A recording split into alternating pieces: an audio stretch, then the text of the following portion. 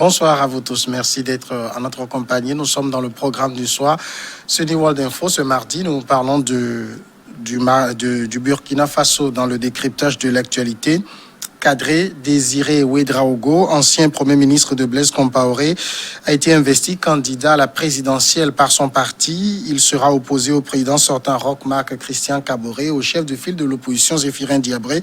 Le congrès ordinaire a désigné Kadri Désiré Ouédraogo comme candidat aux élections du 22 novembre. C'est ce qu'a déclaré Boubacar Diallo, président du mouvement Agir Ensemble, devant plusieurs milliers de militants au Palais de la Culture de Bobo Dioulasso. On va en parler tout de suite avec Mamadou Diouf qui est avec nous. Bonsoir Mamadou Diouf. Bonsoir Samuel. Première question, qui est Kadri Désiré Ouédraogo? Kadri Désiré Ouédraogo est l'ancien Premier ministre du Burkina de 1996 à 2000. Il a été Premier ministre sous le président Blaise Compaoré. C'est quelqu'un également qui a dirigé la commission économique de la CEDEAO pendant un temps. Donc c'est quelqu'un qui est très bien connu au niveau du Burkina. D'autant plus que s'il a été Premier ministre, il était membre du parti présidentiel à l'époque. Et c'est quelqu'un qui est connu au niveau du Burkina. On attendait même à la limite sa candidature aux élections passées, mais il y avait eu plein de problèmes dans ce qui restait du parti présidentiel à l'époque. Mais cette fois-ci, il s'est libéré, si on peut le dire ainsi, du parti présidentiel. Et comme les politiciens savent le dire, il dit qu'il y a des mouvements de la société civile, il y a des partis politiques qui ont cru en lui et qui lui ont demandé de venir être candidat. Et il a accepté, alors que tout le monde sait que c'est lui-même qui est derrière ce Agir Ensemble, pour qu'il a investi pour qu'il devienne leur candidat à l'élection présidentielle. C'est un personnage qu'on peut considérer comme un compaoriste? Compaoriste, c'est trop dire parce que par rapport à la crise, il n'était pas... Au moment de la chute du président de la République, il n'était pas aux affaires. Donc, ça va être difficile de dire que c'est quelqu'un qui était un partisan à 100% du président Compaoré. Après la chute du président Compaoré, également, les poursuites qu'on a vues contre ceux qu'on considérait comme les partisans du président Compaoré, lui, il n'avait pas du tout été poursuivi dans ce sens-là. Donc, on peut dire que même s'il était du côté du président de la République, il ne faisait pas partie de ceux-là qui étaient, j'allais dire, collés au président, qui faisaient du Blaise ou rien, au point qu'à la chute du président, les populations ont voulu même s'en prendre à ces personnes-là. Ça n'a pas été le cas avec lui, ni ses maisons, etc., ont été incendiées ou bien vandalisées pendant ces événements. Mais c'est quelqu'un qui a fait le parti, donc quelqu'un qui connaît ou qui est de la génération des Kaboré. Mais ça va être curieux, ces élections, puisque c'est comme si c'est le CDP, j'allais dire, disloqué, qui se retrouve à l'élection présidentielle. Puisque Kaboré, clairement, c'est le même parti. Kamboïgo, c'est lui officiellement qui représente le parti. Zéphirin, il vient du parti. Ben, lui également, Kadri, il vient du parti. Ablassé, il vient du parti. Ben, si vous regardez, je me demande comment ils vont faire, parce que si c'est l'électorat du parti qu'ils cherchent, si on divise l'électorat par son nombre de personnes, mais c'est eux qui risquent d'avoir des problèmes en ce moment.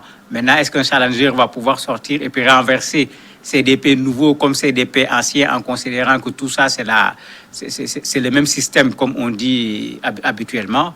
C'est ça qu'il faut voir, mais ce qui est sûr, c'est que ça sera un combat entre des anciens du parti présidentiel pour l'élection présidentielle. Kadri Désiré Ouédraogo, c'est quelqu'un, donc, comme on le rappelle, qui était du parti de Blaise, mais lors de son investiture comme candidat, c'est pas quelqu'un qui a cherché à renier ce passé.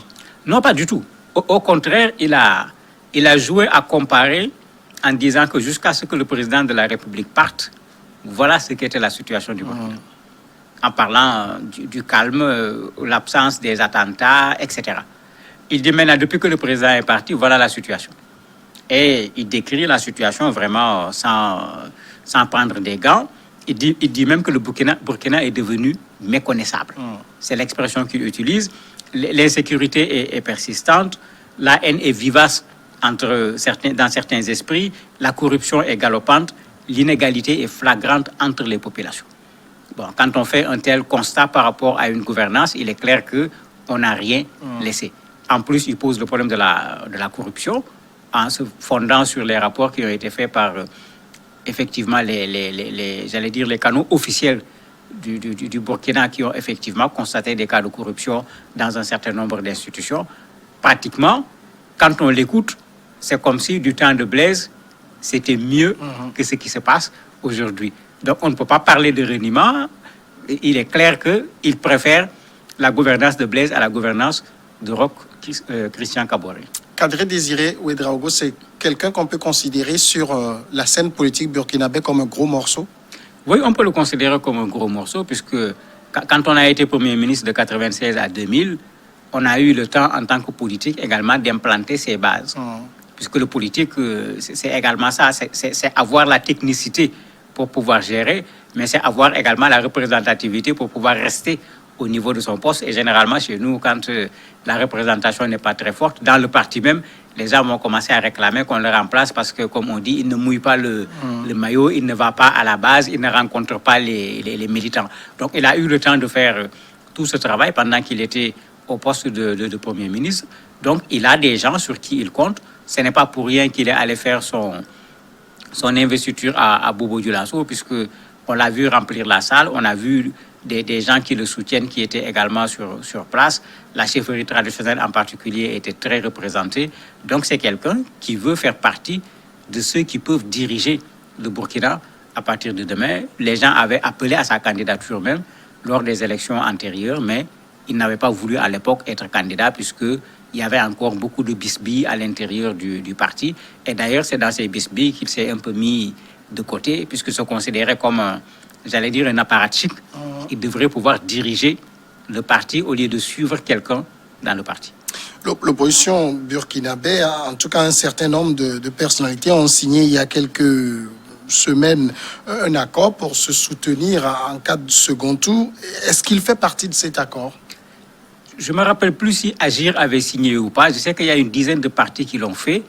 Et il se peut qu'il en fasse partie quand je regarde la représentation de l'opposition au niveau de son investiture.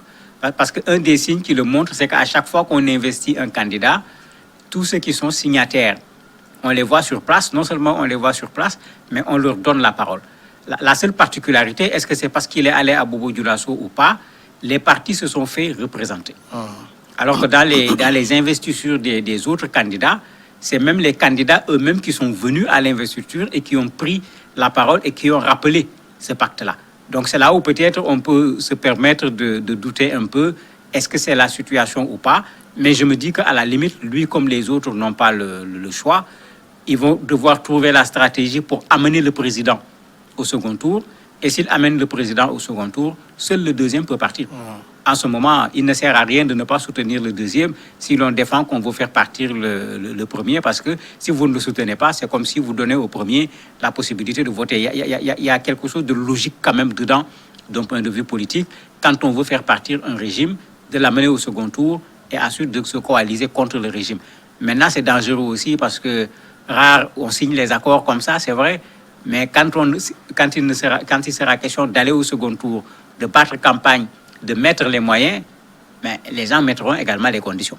Les gens ne vont pas élire seulement, ils vont vouloir participer après à la gouvernance si leur candidat arrivait, et ça crée d'autres complications. Ça m'amène à poser la question sur son positionnement sur l'échiquier politique de l'opposition burkinabé. En fait, il n'est pas dans une opposition, on ne l'a jamais vu dans une opposition tranchée. Son discours, par exemple, j'allais dire, ne lui ressemble pas. C'était quelqu'un plutôt de très feutré, très diplomate. C'est plus comme ça qu'on le connaît. Mais bon, puisqu'il faut aller à une élection présidentielle, il sera obligé de sortir des armes qu'on ne lui connaissait pas, puisque personne ne se fera de cadeaux pendant ce premier tour. Et c'est pourquoi on se pose la question, mais ils sont d'accord pour se coaliser après, mais pendant la campagne, on fait quoi? Est-ce que tout le monde va attaquer le président de la République? Et puis, ils vont s'éviter entre eux, parce que quoi qu'on dise, si le président de la République doit répondre de son bilan pour ce mandat-ci, eux et le président de la République doivent répondre également du bilan du président Compaoré, parce qu'ils étaient là avec eux, et quand les Burkinabés se sont soulevés, c'était contre ce président Compaoré. Les autres, les uns et les autres sont partis à des moments différents. Ils ont quitté le navire, comme on dit, à des moments différents, mais tous étaient dans le navire au moment où, véritablement, les Burkinabés se plaignaient de la gouvernance de Blaise Compaoré. Si on doit citer aujourd'hui les candidats déclarés à ce scrutin présidentiel, on a de véritables poids lourds. Est-ce qu'il n'est pas aujourd'hui difficile de miser sur l'affiche d'un éventuel second tour? Ça va être difficile de dire quelle sera l'affiche. Puisque non seulement on a des poids lourds, à part Zéphirin, qui est considéré comme le chef de file de l'opposition, on peut compter son résultat sur la base des élections précédentes. Alors que même quand on dit élections précédentes, il s'est déroulé beaucoup de choses après. C'est le repère que nous avons. La difficulté, c'est qu'il y a d'autres qui n'avaient jamais été candidats. On n'a pas un élément d'appréciation d'un point de vue quantitatif pour dire voilà leur électorat. Maintenant, puisqu'ils sont tous issus du parti présidentiel, le risque, c'est que la première cible de tous ces candidats va être exactement la même. On va aller chercher dans ces sympathies qu'on avait et ça va être les mêmes sympathies. Le risque ici, c'est que s'ils se partagent tout simplement l'électorat du parti traditionnel CDP, mais le président risque de passer au premier tour. Parce que la multiplication des candidats n'a de sens que si la multiplication des candidats permet de disperser les votes pour empêcher au président sortant de pouvoir avoir 50%. Maintenant, s'il se concentre simplement sur les anciens militants et sympathisants de CDP et qu'ils essayent de se partager cet électorat, mais ils vont se retrouver avec des scores qui vont être tellement petits que le président va pouvoir passer au premier tour. J'espère que leurs stratèges sur le plan politique y réfléchissent, parce que c'est vrai que beaucoup de candidats, ça peut disperser les votes, mais si vous pêchez dans les mêmes eaux où il y a les mêmes poissons, mais personne parmi vous ne pourra avoir beaucoup de poissons, vous allez obligatoirement vous partager ces poissons. Amadou Diouf, merci d'avoir répondu à nos questions. C'est moi qui vous remercie. Voilà, on passe à la pause maintenant et après on reçoit l'invité de ce mardi.